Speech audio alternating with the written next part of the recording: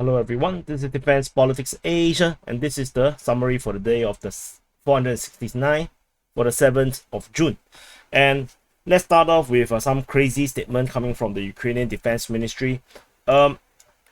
This is one problem I have with the Ukrainian Defense Ministry, and if you're pro-Ukrainian, you have to take note and not trust them 100%. They say that the Russians blew up the dam. Okay, that's disputable. So maybe that could be possible. The Russians blew up the dam. And then they say that the resident of a certain village found themselves in the flooding zone. And they say that these residents did not want to wait for help from the Russians and tried to leave the partially flooded settlements on their own. Then they say that the Russian servicemen intoxicated, that means they are drunk, and they blocked all the ways to prevent the civilians from leaving and don't allow evacuation. This is 100% pure nonsense. It's impossible that any forces, be it Ukrainian or Russian, will do something like this in the situation where it's flooded, and then you expect servicemen to behave like extremists. This is pure nonsense. And this is not just that. The Ukrainian Defense Ministry also consistently, later you will see, that they project their own offensive on the Russians, and this is very, very, very bad. I just want you guys who are pro-Ukrainian, you have to understand, this is still an information war. Some things that they say, they do this on a daily basis, to be honest.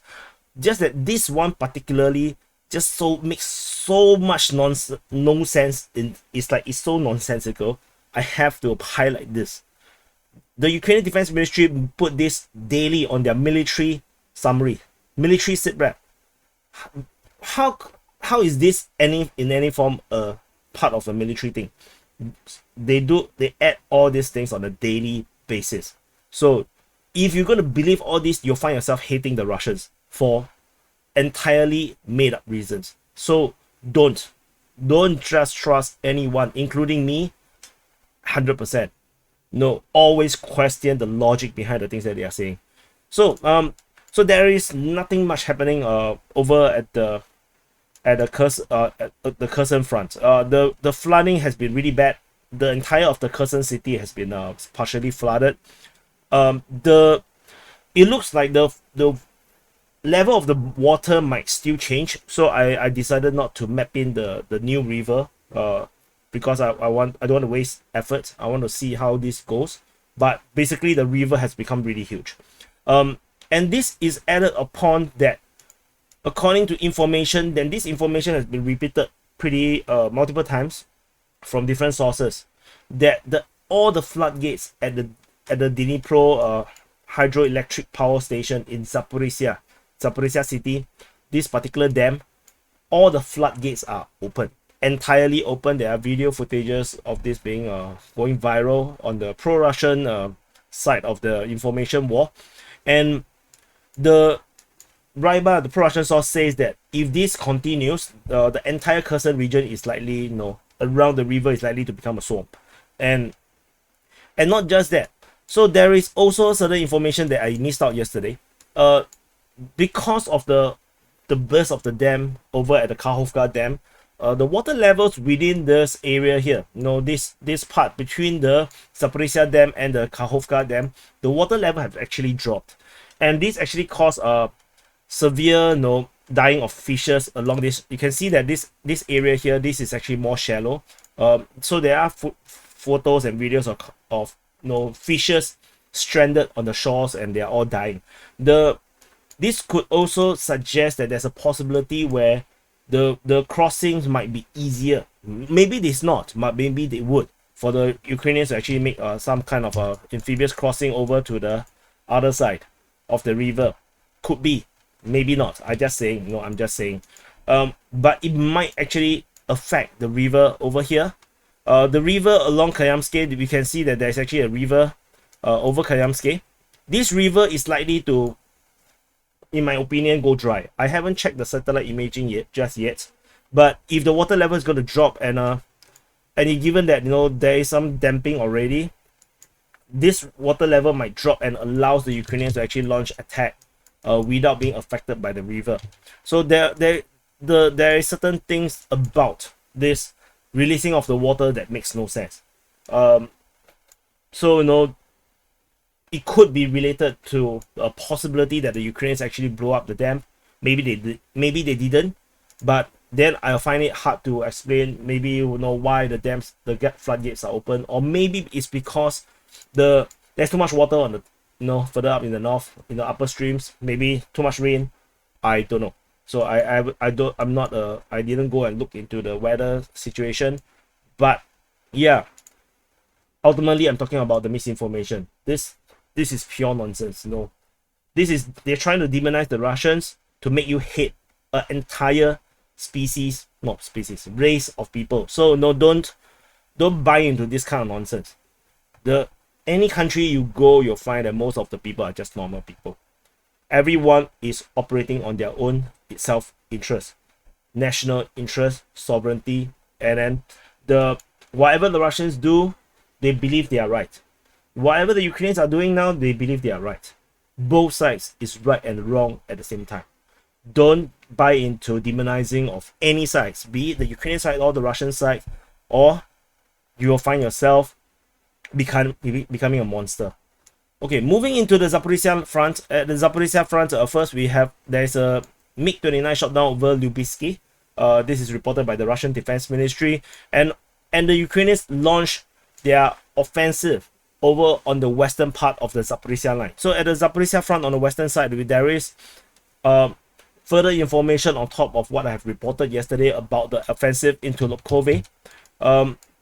There's information now that the Ukrainians attacked towards Kamyanske and towards Zarybianki. Information is coming from Z Archive. They talk about the attempt to go towards Kamyanske. The fighting towards Lubkove is now verified or corroborated by Ryba. This is also mentioned by Z Archive, which is actually a pro-Russian source. And Z Archive also added, Ryba also added that the Ukrainian forces make an attempt at Zarybianki. They stopped 1 kilometer north of the village, which is actually around here. They come here and they cannot withstand the amount of losses they are getting, and they actually withdrew. So however, this is not going to be the end of this, because information coming from pro-Russian sources suggests that there is a massive concentration of Ukrainian forces over at Kamyanske and Svatove. So the concentration of forces that are currently over here suggests that the push is not going to end. Yes, they are likely to push further. You're going to go for Petikaki, go for Luhove, Zarybianki, Kamyanske, and actually establish a bigger salient or bigger secure safe zone for themselves, and or a front for them to advance further. And interestingly, the pro-Russian source also added that the Ukrainian forces is now being transferred from the Kherson region to the Zaporizhzhia region. It is yet another signal. Yes, I understand it's a pro-Russian source, but it's yet another signal that the dam might be Ukrainian dictated, initiated thing, the dam explosion. Because if they needed more forces and they are afraid of a Russian crossing, or amphibious assault, which I seriously don't think the Russians are going to do that anyway. A dam disaster with flooding, with most of the southern side of the river being the one that is being flooded, because most of the flooding actually occurs in the southern side here. The northern side is actually on the higher ground. So the humanitarian disaster as a result of the Kakhovka Dam is actually mostly on the Russian side. The Russians had to got very busy to try to ensure that they can get water and food to these stranded civilians, and try to get enough boats to try to save them. And I'm not sure what's the evacuation or the saving operations going on.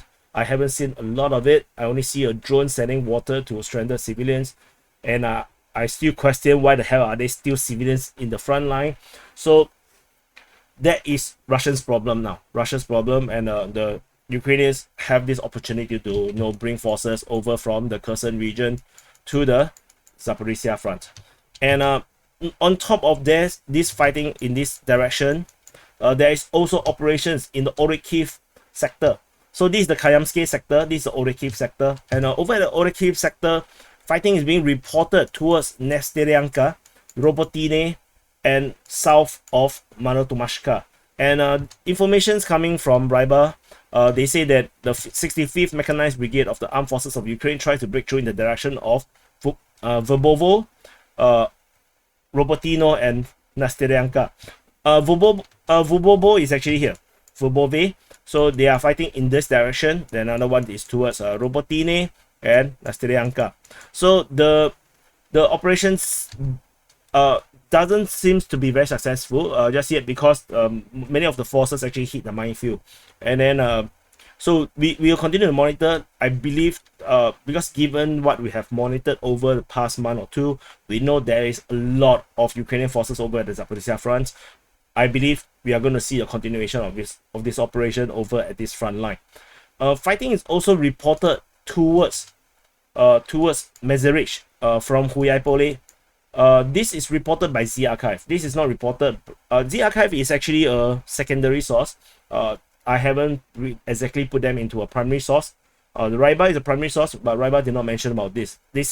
So Z Archive reported that from Huyaipole to Mezerich, there is Ukrainian forces from the 23rd Mechanized Brigade try to attack, but they did not manage to break through the Russian defense. I believe the fighting is actually around Mofopil instead of anywhere near Mezerich. So basically it's just a directional thing. Fighting is likely to be at Mofopil. So and further into the Velyka Novosilka sector. Velyka Novosilka sector, there is continued fighting despite Ryba said that there is no fighting over at this sector. I still see information coming from the Russian Defense Ministry and Z Archive talking about the fighting over here. Fighting is reported at Levatne. But of course, Russian Defense Ministry may be reporting on the day before. But Z Archive is talking about the fighting. So there is fighting reported at Levatne. However, Z Archive reported that the Ukrainians tried to go deeper, and then they got thrown back. So the Ukrainians actually attacked, and the Russians actually counter-attacked back.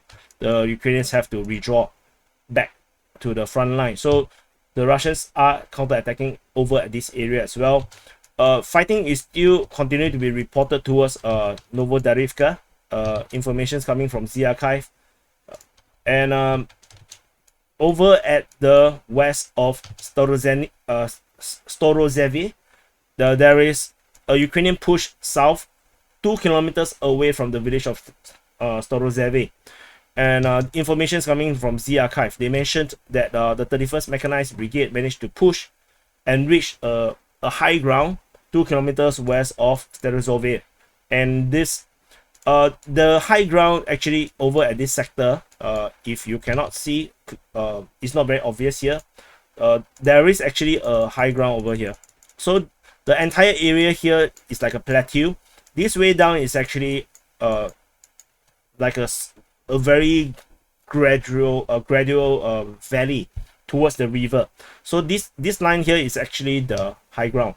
So the Ukrainian forces is actually fighting in this area here, in the high ground region. So hopefully that they are hoping that maybe they can get a good control over the high ground, and then they can actually have a good fire control over at the entire valley region. There's also fighting reported at Neshkushny, according to the Russian Defense Ministry. Probably this reporting the day before for the fighting on the 6th. So that's all from the Zaporizhzhia Front. Over at the Donetsk Front, there is some updates. The Russian Defense Ministry, also probably talking about the day before, reported that Novodonetsk has been attacked by the Ukrainian forces. However, they emphasized that the settlement is under the control of the Russian forces, which actually prompted me to remap this to be like this. This one is as a result of the Russian counter-offensive that recaptured the town of Novodonetsk. And further there is also information from the Russian Defense Ministry talking about the Ukrainian forces tried to attack Otyabrsky. This force is a convoy that was taken out. So the Ukrainian forces, this push in this direction did not work out. And according to the latest information from Remelin 21, a pro-Russian source, they say that some gray zone near Novodonetsk has been recaptured by the Russian forces, which means that this entire area here is likely to have been recaptured by the Russian forces as the Ukrainian forces withdrew back to a more secured line. The reason being, this area here is not very easy to hold. Mainly it's because it's a salient, and the defenses here is not suitable. Probably not suitable for the Ukrainians to actually hold the line in basically very deep Russian territory. Especially the defense lines probably is facing towards the Ukrainians, facing north and not facing south. So that could also be a possibility, possible concern for the lack of ability to hold the ground. And so if you look at this way, the Ukrainian offensive over at this front is gone. Over at this area, there is still some limited push. And this area here is very slow now. So which means that the entire Velyka Novosilka offensive has slowed down. To say that it's entirely ended or halted or stopped is a bit early to say. We'll probably still need one more day to tell. And moving into the further other parts of the Donetsk Front, fighting is reported at Marinka. According to the Ukrainian Defense Ministry, they say that they withstand 9 different attacks. The Russian Defense Ministry reported shelling using the flamethrower system on the Ukrainian forces near Marinka. And that's all from the Donetsk Front. Moving into the Avdiivka Front, previously we mentioned about the Ukrainian offensive towards Vodiam, Opitne, at Novosilka, and towards Yakovlivka. This attack has ended, so it's not it probably is not really a big offensive, I would say. What is this? Okay, this is outdated. And then so the Ukrainian Defense Ministry instead reported that the Russians tried to attack near Avdiivka, and Deep State UA mentioned that the Russians restarted their attack operations over at Pervomayske. So there is a possibility that the Russians are attacking in this direction and probably this direction, which means that the previous days offensive has also entirely ended. Not sure what exactly happened, because we did say that we did read that the Ukrainian forces actually entered Opitne. So to have suddenly no fighting is kind of weird. So moving on, moving into the Bakhmut Front. At the Bakhmut Front, I want to highlight about the Ukrainian Defense Ministry report. They say that there is fighting near Pisnishne, and they say that it's the Russians that conducts offensive operation. But in yesterday's report, we already know that it is the Ukrainians that is attacking. So, however, no, I have to put it in because it is the Ministry of Defense of Ukraine. So just take a pinch of salt about what they say. The same thing they mentioned about Ivaniske and Orikhiv Vasilivka. The only problem is everyone is saying that it's the Ukrainians are attacking.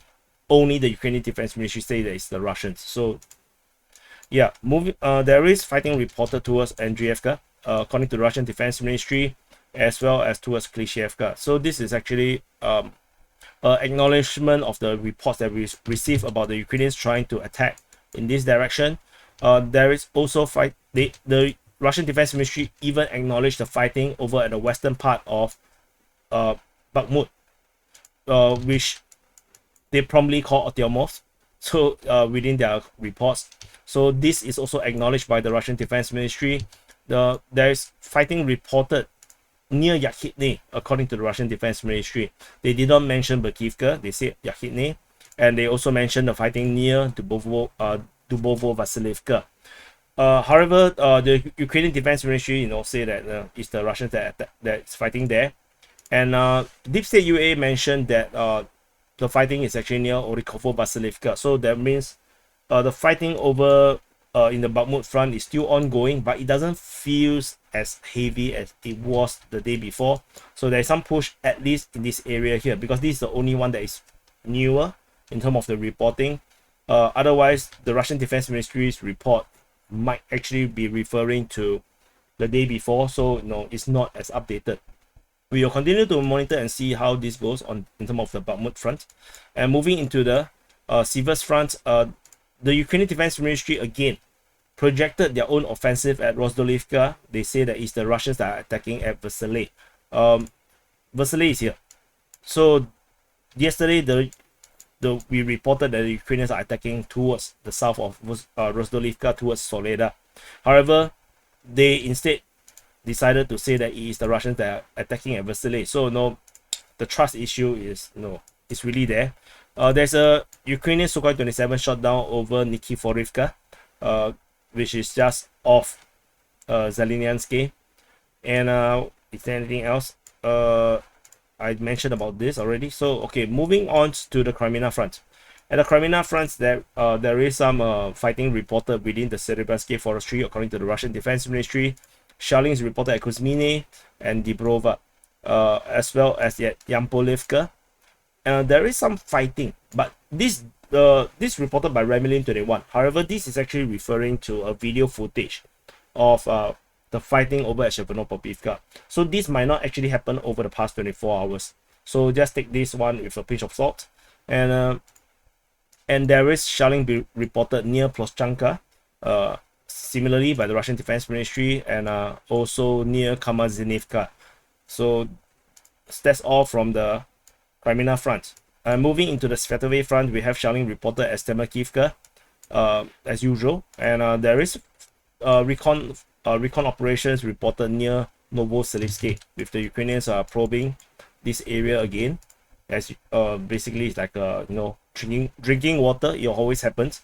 And moving into the Kupyansk Front, there is fighting reported at Kaislivka. The Russian Defense Ministry reported that the Zapad group of forces actually attacked the Ukrainians in their reconnaissance near Kaislivka. So there is the Russians attacking somewhere near Kaislivka, and there is shelling reported at Kaislivka. Might be related. They might be the same thing. And then there is shelling being reported at Peshot-Trafneve, at Kalahovka. Kalahovka is actually not exactly a location per se. It's actually a train station over here. There is no village over here. So this train station is called Kalahovka, and or Kalagovka. And the Russian Defense Ministry actually made a statement about the ammonia pipeline explosion. They say that on the June 5th, 9 p.m. Moscow time, they say that the Ukrainians recon or commandos carry out an explosion of the Toyati Odessa ammonia pipeline close to the Masyutivka region. And Raiba actually wrote a long article about this, explaining that the Ukrainians actually are supposed to deliver the ammonia, so under contract, and they did not want to do it somehow. Then, so this could be a good way to force majeure and don't need to actually deliver on the ammonia. It's very confusing what the hell is happening. And anyway, so the Russian Defense Ministry said that there are victims among civilian population, which is, again, I cannot believe there are always civilians in the front line. And then so no Russian serviceman was injured somehow. And so yeah, so that's the report there. There is positional fighting near Masyutivka, according to the Deep State UA, and shelling is being reported near Novosilka. And that's all from the Kupyansk Front. Moving into the Kharkiv Front. At the Kharkiv Front, the Russians actually counterattack over at Novaya Tavozhanka, and it seems like they has entirely ejected all Ukrainian forces out of the Russian town. And according to the information from multiple sources, the Novaya Tavozhanka is now entirely under Russian control. The Ukrainian forces have been either wiped out or have been pushed out of the region. So that's all from the Kharkiv Front, and that's all from the summary for the day of 469 for the 7th of June. And if you watch multiple videos of DPA, do subscribe, because by subscribing you allow new viewers to discover DPA. I'm very grateful for all the people that have subscribed over the past few days, because you are allowing a lot of these new viewers to discover DPA. And I actually saw it within the comments of new viewers discovering DPA, and they are very excited to discover my reporting. So you actually make a difference by subscribing, and by pressing the like button. That also helps a bit in terms of pushing the algorithm to push the video to more new viewers. Anyway, thank you for watching, and I'll see you in the next update.